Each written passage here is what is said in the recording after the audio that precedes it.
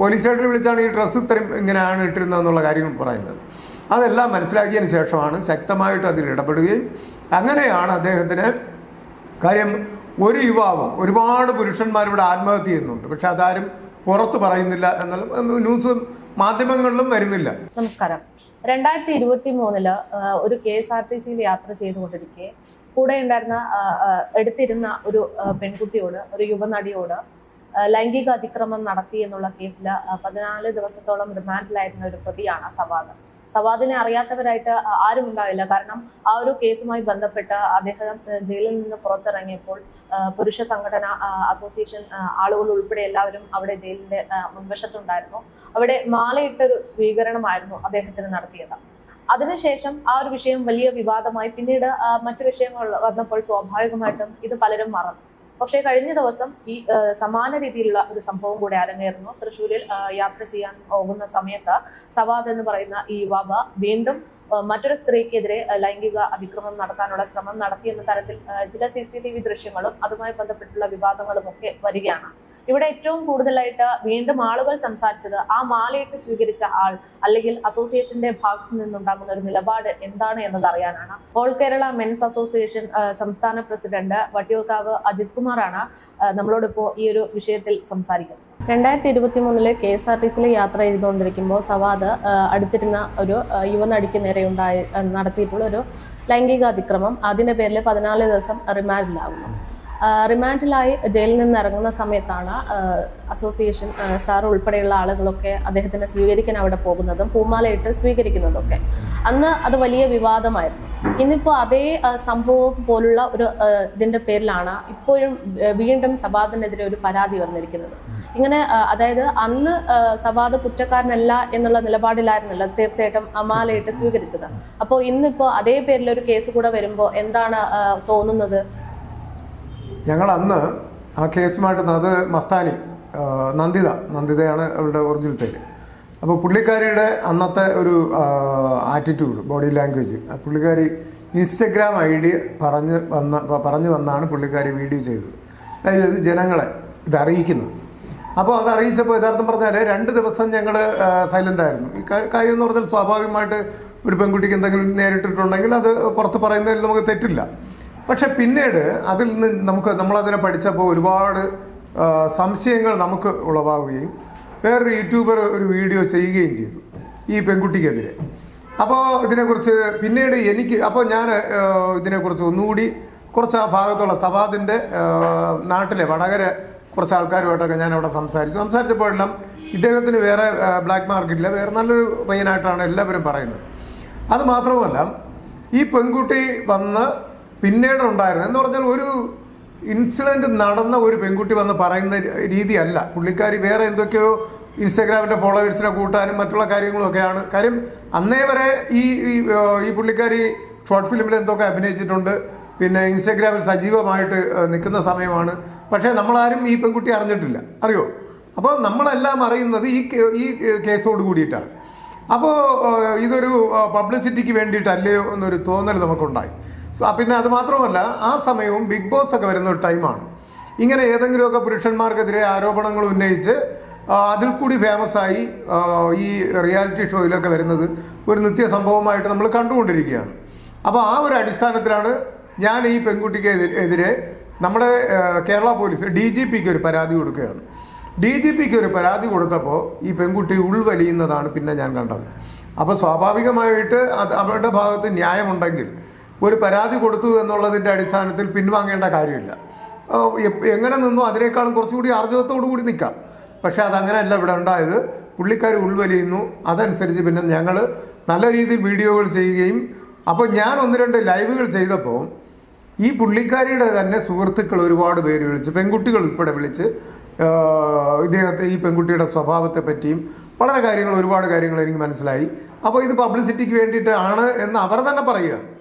നമ്മൾ പറയുന്നത് പോട്ടെ, അവർ തന്നെ പറയുകയാണ് സാറ് പറഞ്ഞത് കറക്റ്റാണ്, പബ്ലിസിറ്റിക്ക് വേണ്ടിയിട്ടാണ് ഇതെല്ലാം ചെയ്യുന്നത്, അല്ലാതെ ഇത് വേറൊന്നുമല്ല. കാര്യം ഒത്തിരി നാളായിട്ട് എന്ന് പറഞ്ഞാൽ വസ്ത്രം പോലും അല്പവസ്ത്രം എന്ന് പറയാനും ഇല്ല. ആ രീതിയിലൊക്കെയാണ് ഓരോ വീഡിയോ ചെയ്ത് പുള്ളിക്കാരി ഫേമസ് ആവാൻ വേണ്ടി നോക്കിയത്. അതെല്ലാം പരാജയപ്പെട്ടപ്പോൾ കണ്ട ഒരു മാർഗമാണ് ഇത്. പിന്നെ ഉള്ളതെന്ന് പറഞ്ഞാൽ 3 KSRTC ബസ്സിൽ 3 സീറ്റ്, 3 പേർക്ക് ഇരിക്കാവുന്ന സീറ്റിലാണ് ഈ സവാദുമായിട്ടിരുന്ന വിഷയം ഉണ്ടാകുന്നത്. അപ്പോൾ സ്വാഭാവികമായിട്ട് ദീർഘദൂര ബസ്സുകളിൽ പെൺകുട്ടികൾ ഇരുന്നാലും നമ്മളൊക്കെ ഇരിക്കാറുണ്ട്. അത് നേരെ മറിച്ച് ആണുങ്ങൾ ഇരുന്നാലും ഒരു സീറ്റ് ഒഴിഞ്ഞ് കിടക്കുകയാണെങ്കിൽ സ്ത്രീകളും വന്നിരിക്കാറുണ്ട്. അതൊരു വിഷയമുള്ള കാര്യമല്ല. പക്ഷേ ഇവിടെ എന്ന് പറഞ്ഞാൽ സവാദ് ഇരിക്കുവാൻ വേണ്ടിയിട്ട് വന്നപ്പോൾ എന്തുകൊണ്ട് ഈ പെൺകുട്ടി നീങ്ങിക്കൊടുത്തില്ല? ഇപ്പോൾ നന്ദിത അങ്ങേറ്റമാണ് ഇരുന്നത്, അപ്പോൾ ഈ പെൺകുട്ടി ഇങ്ങേറ്റം ഇരുന്ന പെൺകുട്ടി എന്തുകൊണ്ട് മാറിക്കൊടുത്തില്ല? കാര്യം എന്ന് പറഞ്ഞാൽ നമുക്കറിയാമല്ലോ, നല്ല ചരിഞ്ഞ് ഇടുങ്ങിയ ഒരു വഴി മാത്രമേ ഉള്ളൂ. അപ്പോൾ ഈ ഇരിക്കുന്ന പെൺകുട്ടി കാല് മാറ്റി കൊടുത്ത് ഒതുങ്ങി കൊടുത്താൽ മാത്രമേ സെൻട്രൽ പോയി ഇദ്ദേഹത്തിന് ഇരിക്കാൻ പറ്റത്തുള്ളൂ. അപ്പോൾ ഇത്രയും ബുദ്ധിമുട്ടി അവിടെ അദ്ദേഹത്തെ ഇരുത്തിയതിൻ്റെ കാരണം എന്താണ്? ഇങ്ങനെയുള്ള ഒരുപാട് ചോദ്യങ്ങളുണ്ടായിരുന്നു.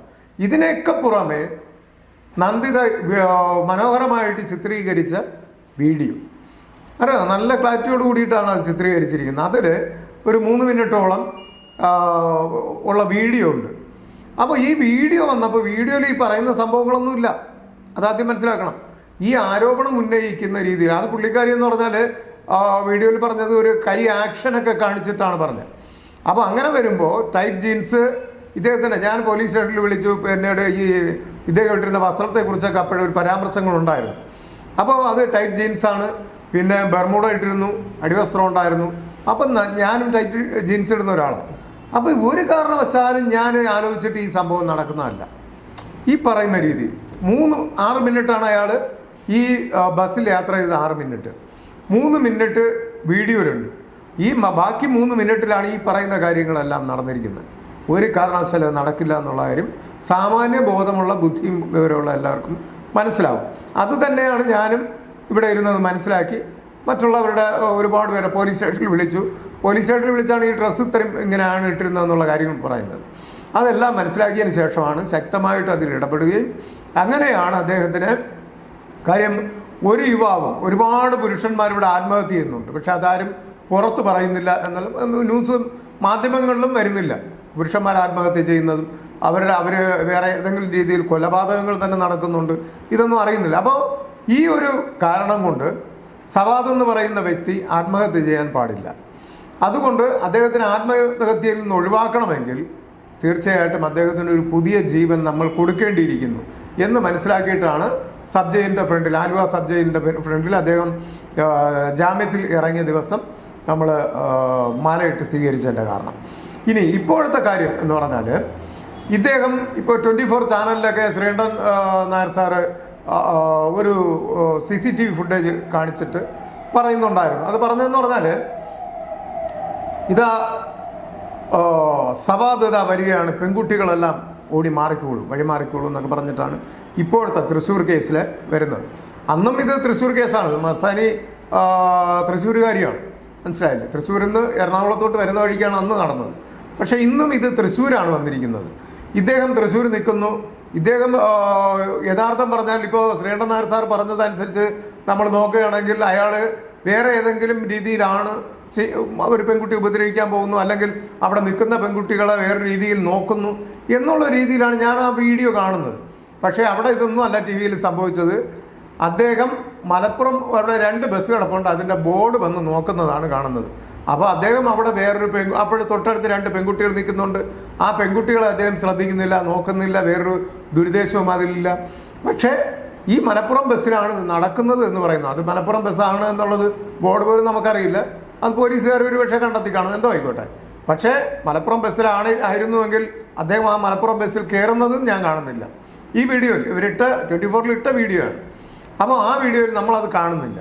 പിന്നെ ഉള്ളത് ഇത് ഏതോ ഒരു മലപ്പുറം ബസ്സിൽ ഈ സംഭവം നടക്കുന്നു. ഞാൻ ചോദിച്ചോട്ടെ, അന്ന് ക്ലീൻ ഷേവ് ചെയ്താണ് ജയിലിൽ നിന്ന് അദ്ദേഹം ഇറങ്ങുന്നത്. അദ്ദേഹത്തിനാണ് മാലയിടുന്നത്. നമ്മൾ ഇദ്ദേഹത്തെ പിടിക്കുന്ന സമയം ചെറിയൊരു താടി വെച്ചിട്ടുണ്ടായിരുന്നു. ഇപ്പോഴെന്ന് പറഞ്ഞാൽ നല്ല രീതിയിൽ താടി വളർത്തിയിട്ടുണ്ട്. അന്നത്തെ രീതി, അന്ന് മാസ്കൊക്കെ വെച്ചിരുന്നു, പക്ഷേ ഇന്ന് അതൊന്നുമില്ല. ഞാൻ ചോദിക്കട്ടെ, എങ്ങനെ സവാദാണെന്ന് ഇവർക്ക് മനസ്സിലായി? ഈ മലപ്പുറം ബസ്സിൽ അങ്ങോട്ട് യാത്ര ചെയ്തപ്പോൾ ഈ ഏതോ ഒരു പെൺകുട്ടിയെ ഏതോ രീതിയിൽ ഉപദ്രവിച്ചു എന്ന് പറയുന്നു. ഉപദ്രവിച്ചു എന്നോ എന്തോ അങ്ങനെ എന്തോ പറയുന്നത്, വ്യക്തത വന്നിട്ടില്ല ഒന്നിലും. അപ്പോൾ എങ്ങനെയാണ് ഈ പരാതിക്കാരി സവാദാണെന്ന് അറിഞ്ഞത്?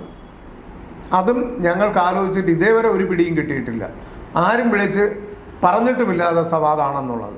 അപ്പോൾ അതിലൊരു വ്യക്തത വരാനുണ്ട്. പോലീസ് അത് ഏത് അടിസ്ഥാനത്തിൽ, പോലീസിന്റെ കാര്യം പോട്ടെ, പക്ഷേ ഇത് സവാദാണ് ഈ കാര്യം. അവിടെ വെച്ച ആളെ പിടിച്ചിട്ടില്ല.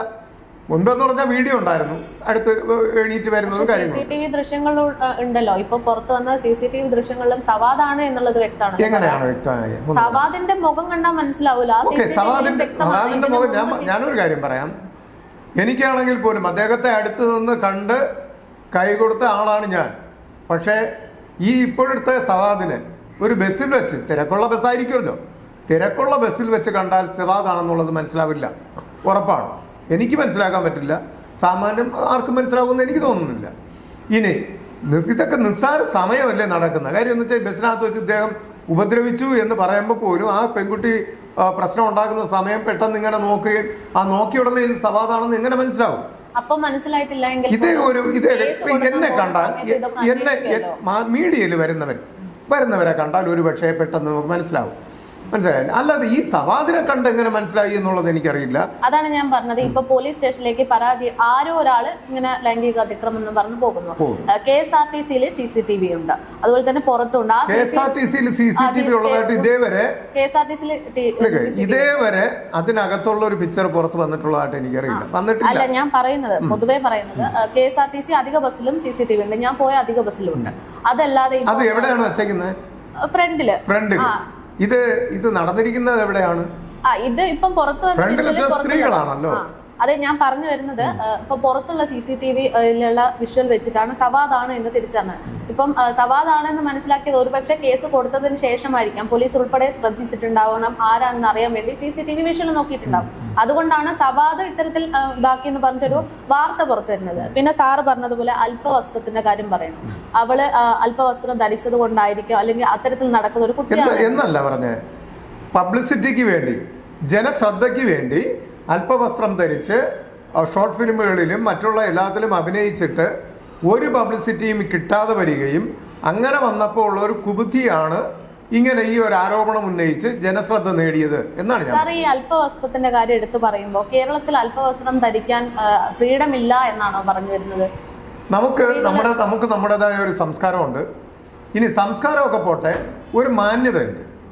ഇപ്പോൾ ഒരു പെൺകുട്ടി ആയിക്കോട്ടെ, ഞാനായിക്കോട്ടെ, പുരുഷന്മാരായിക്കോട്ടെ, നമുക്ക് ബെഡ്റൂമിൽ ഉപയോഗിക്കേണ്ട വസ്ത്രം, അല്ലെങ്കിൽ ഇതെന്ന് പറഞ്ഞാൽ അല്പവസ്ത്രം ഒന്നും പറയാൻ അവിടെ ഇല്ല, അടിവസ്ത്രമാണ്. അടിവസ്ത്രം പോലും ഒരു എന്താ പറയുക, അതിൻ്റേതായിട്ടുള്ള ഒരു അടിവസ്ത്രം എന്ന് പറഞ്ഞാൽ നമുക്കൊരു മനസ്സിലാവുന്ന ഒരു സംഭവമുണ്ട്. അതുപോലും ഇല്ലാതെയാണ് പുള്ളിക്കാരിയുടെ ഷോർട്ട് ഫിലിമൊക്കെ ഞാൻ കാണുന്നത്. 1-2 കാര്യങ്ങളാണ് ഞാൻ കണ്ടത്, മനസ്സിലായില്ലേ? പിന്നെ ക്യാമറയുടെ മുൻപിൽ ഡ്രസ്സ് ചേഞ്ച് ചെയ്യുന്നത്, മനസ്സിലായില്ലേ? ഇതൊക്കെ സാമാന്യ ബോധമുള്ള ആരെങ്കിലും ചെയ്യും? ഇതിന്റെ എന്തിനു വേണ്ടിയിട്ടാണ് ഇത് ചെയ്യുന്നത്? ഇതൊക്കെ ഞാൻ പറയുമ്പോഴേ അത് അവരുടെ പേഴ്സണൽ ചോയ്സ് ആണ്. ഇപ്പം അവര് എന്തോ ചെയ്തോട്ടെ, അതിപ്പോ ശരിയോ തെറ്റോ എന്നുള്ളത് വലിയൊരു വിഷയമായതുകൊണ്ട് അത് ഞാൻ പറയുന്നില്ല. എങ്കിൽ പോലും അവരങ്ങനെ ചെയ്യുന്നത് അവരുടെ സ്വന്തം തീരുമാനത്തിൽ അവര് പബ്ലിക്കായിട്ട് ചെയ്യുന്ന കാര്യങ്ങളാണ്. അപ്പോൾ അങ്ങനെ ചെയ്ത ഒരാൾക്കെതിരെ ഒരു ലൈംഗിക അതിക്രമം ഉണ്ടായാൽ അത് തെറ്റല്ലാതായി മാറുമെന്നാണ്. താങ്കൾ ഒരു പെൺകുട്ടിയാണല്ലോ. അതെ, ഈ ക്യാമറയുടെ മുൻപിൽ ഇങ്ങനെ വസ്ത്രം ഊരി അത് ഷൂട്ട് ചെയ്ത് പുറത്ത് വിടുന്നത് എന്തിനു വേണ്ടിയായിരിക്കും? താങ്കളുടെ ബുദ്ധി ഒന്ന് ആലോചിക്കാം. അത് എന്തിനു വേണ്ടിയിട്ടായിരിക്കും? അതന്നെ എന്തോ സ്വയം അവര് തീരുമാനിച്ച ഒരു കാര്യമാണ് അത് പുറത്ത് വിടണം എന്നുള്ളത്. പക്ഷെ ഇത് അവര് സ്വയം തീരുമാനിക്കാതെ പുറത്തു നിന്ന് ഒരാൾ വന്ന് അറ്റാക്ക് ചെയ്യുമ്പോൾ ഇവര് ഇത്തരത്തിൽ നടക്കുന്ന ഒരാളായതുകൊണ്ട് ഇങ്ങനെ സംഭവിക്കാം എന്ന് പറയുന്നതിൽ അർത്ഥമില്ല. ഞാൻ പറയുന്നത് പബ്ലിസിറ്റിക്ക് വേണ്ടിയിട്ടാണ് എന്നുള്ളതാണ് ഞാൻ മനസ്സിലാക്കുന്നത്. എൻ്റെ ബുദ്ധിയിൽ ഒരു പെൺകുട്ടി ബെഡ്റൂമിൽ വസ്ത്രം മാറുന്നത്, അല്ലെങ്കിൽ അത് ഇതിനു വേണ്ടി ഷൂട്ട് ചെയ്തെടുത്ത് പുറത്ത് വിടുന്നത്, അതൊരു പബ്ലിസിറ്റിക്ക് വേണ്ടിയിട്ടാണ്, ജനശ്രദ്ധ കിട്ടുവാൻ വേണ്ടിയിട്ടാണ്. അതുപോലെ തന്നെ അതുമാതിരിയുള്ള ഷോർട്ട് ഫിലിമുകളിൽ അഭിനയിച്ചിട്ട് അതിലൊന്നും ആകാതെ വരുമ്പോഴാണ് ഇങ്ങനെയുള്ള ഉടായ്പ പരിപാടികളും കൂടി കാണിക്കുന്നത്. അതിൽ കൂടിയും ജനശ്രദ്ധ പിടിക്കുന്നില്ല. കാര്യം സാധാരണഗതിയിൽ ഇതൊക്കെ ചെയ്യുമ്പോൾ ജനശ്രദ്ധ കിട്ടേണ്ടതാണ്. പക്ഷേ എന്തുകൊണ്ടോ ആരും മൈൻഡ് ചെയ്തില്ല. അങ്ങനെ വരുമ്പോൾ ഇത് കൂടുതൽ ജനങ്ങളിലേക്ക് എത്താൻ വേണ്ടിയിട്ട് ഇതുപോലുള്ള ഒരു നാടകം കളിച്ചാൽ കേരളത്തിൽ അത് വിലപ്പോവും, അതിൽ ജനശ്രദ്ധ കിട്ടും എന്നുള്ളത്, മാധ്യമ ശ്രദ്ധ കിട്ടും, അതിൽ കൂടി വേറെ ഒരുപാട് ഗുണങ്ങളുണ്ടാവും എന്ന് മനസ്സിലാക്കുന്ന ചിലർക്ക് ഇത് ചെയ്യാൻ പറ്റും എന്നുള്ളതിന് യാതൊരു മാറ്റമില്ല.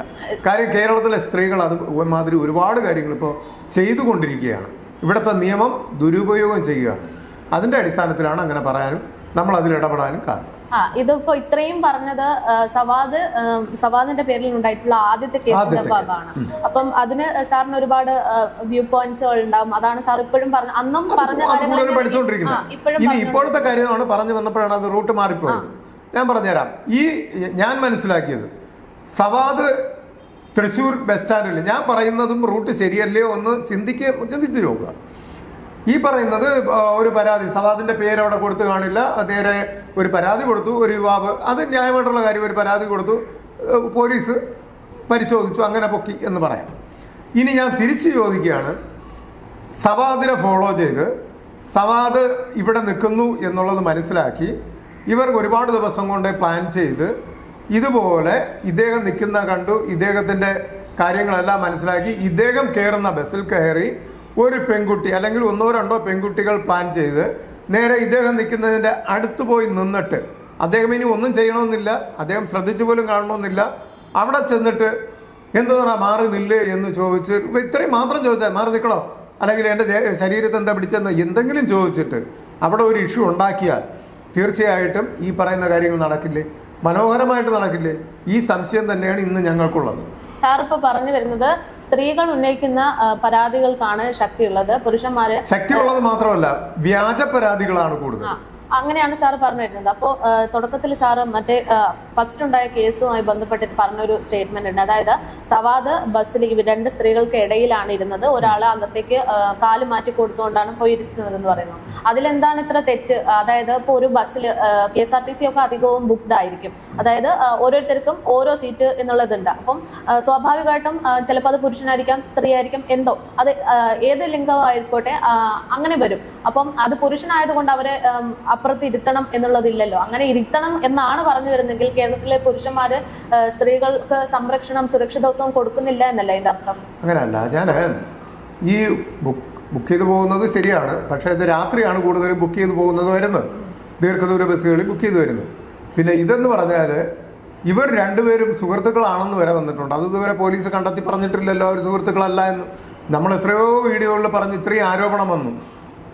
പോലീസിന് വേണമെങ്കിൽ എനിക്കെതിരെയോ ഇവർക്കെതിരെയോ പരാതി കൊടുക്കാമായിരുന്നു, എന്നിട്ട് ഇത് തെളിയിക്കാമായിരുന്നു ഇവർ രണ്ടുപേരും ഒരു ഫാമിലിയിൽ ഒരു സുഹൃത്തുക്കളല്ല എന്നുള്ള കാര്യം.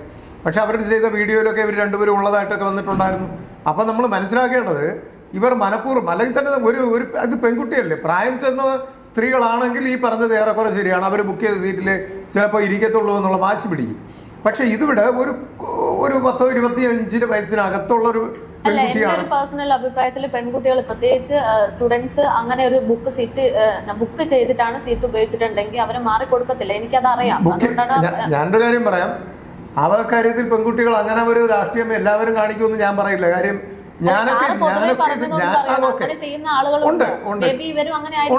ഉണ്ട്. കാര്യം എന്ന് പറഞ്ഞാൽ പെൺകുട്ടികൾക്കാണല്ലോ കൂടുതലും പെൺകുട്ടികളുടെ സ്വഭാവം അറിയാവുന്നത്. അത് കാര്യം ശരിയായിരിക്കാം.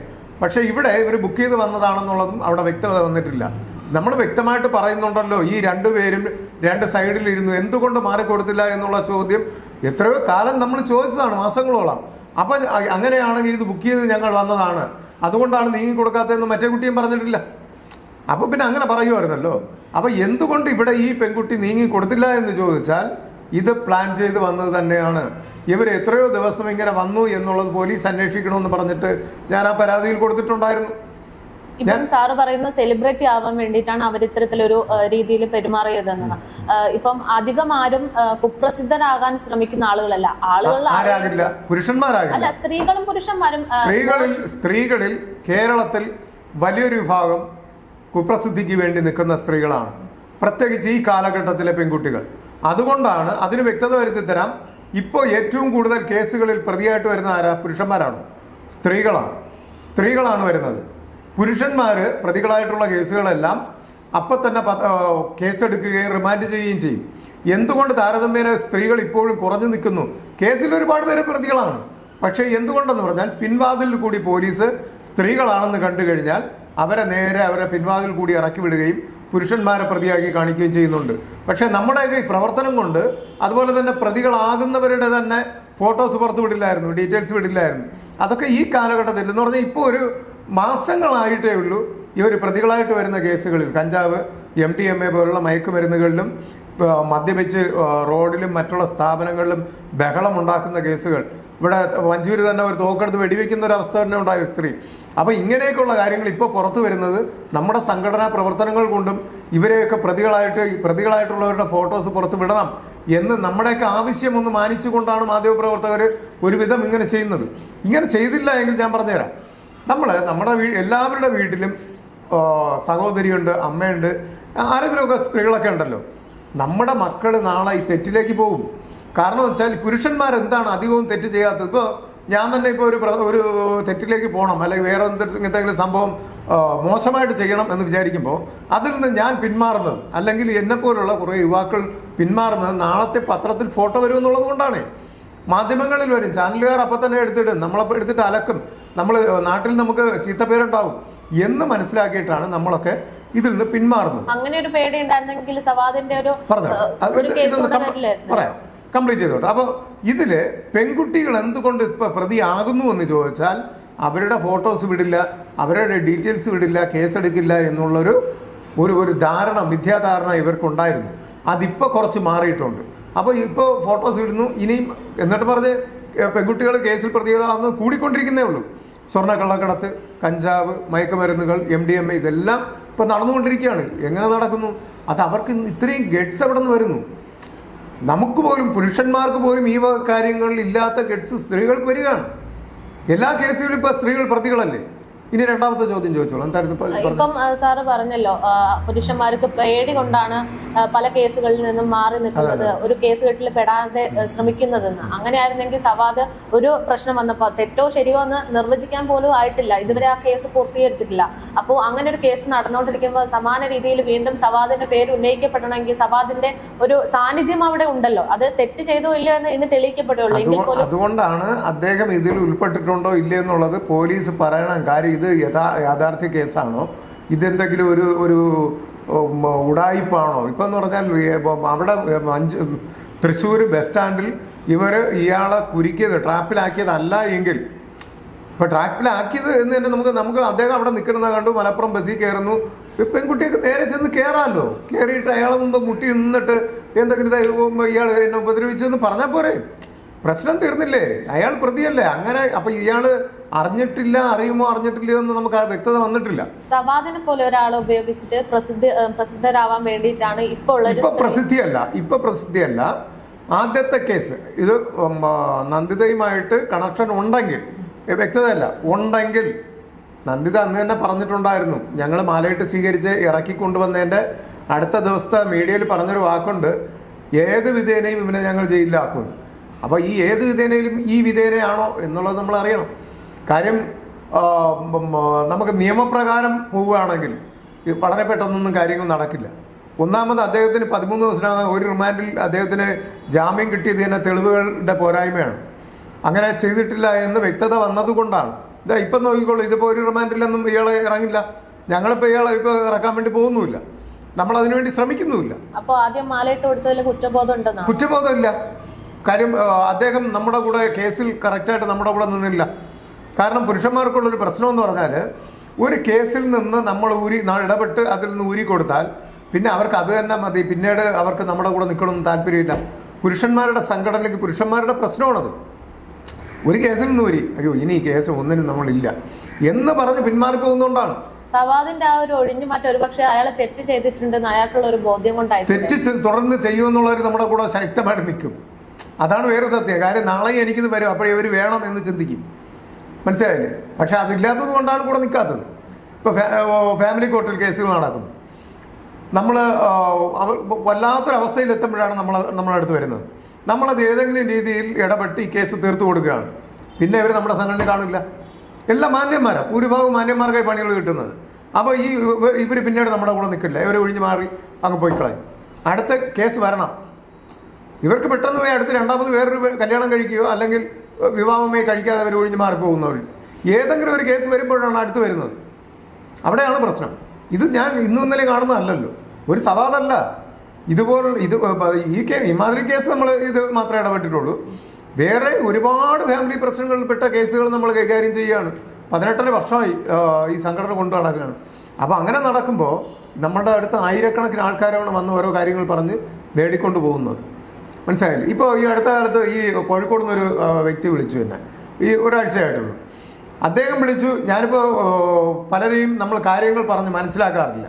കാരണം മനസ്സിലാക്കാത്തതിൻ്റെ കാര്യങ്ങൾ പറഞ്ഞു കൊടുക്കാറില്ല. പറഞ്ഞു കൊടുത്തു കഴിഞ്ഞാൽ അവർക്ക് അപ്പം തന്നെ അവർ പിന്മാറി അവർ കാര്യം കഴിഞ്ഞിട്ട് പോകും. സംഘടനയോട് അടുത്ത് വരില്ല, സംഘടന മെമ്പർഷിപ്പ് എടുക്കില്ല, ഇല്ല ഒരു പരിപാടിയില്ല. ഇവരൊരു അഡ്വക്കേറ്റിനെ കണ്ടു കഴിഞ്ഞാൽ ഇവർക്ക് എത്ര ആയിരം രൂപ നഷ്ടമാകുമെന്നറിയാം. ഇവിടെ വന്ന് നമ്മുടെ സംഘടനയിൽ മെമ്പർഷിപ്പ് എടുക്കുകയോ നമ്മുടെ കൂടെ പ്രവർത്തിക്കുകയോ ഒരു സമരത്തിന് വരികയോ ചെയ്യില്ല. അപ്പോൾ ഇപ്പോൾ ഒരാൾ വന്നു, സാറേ ഇന്നതാണ് പ്രശ്നം എന്നൊക്കെ പറഞ്ഞു എല്ലാം വന്നിട്ട് അപ്പം തന്നെ അയാൾ ഈ സംഭവം നടക്കില്ല എന്ന് മനസ്സിലാക്കിയ ഉടനെ അയാൾ ഫോൺ കട്ട് ചെയ്തിട്ട് പോയി.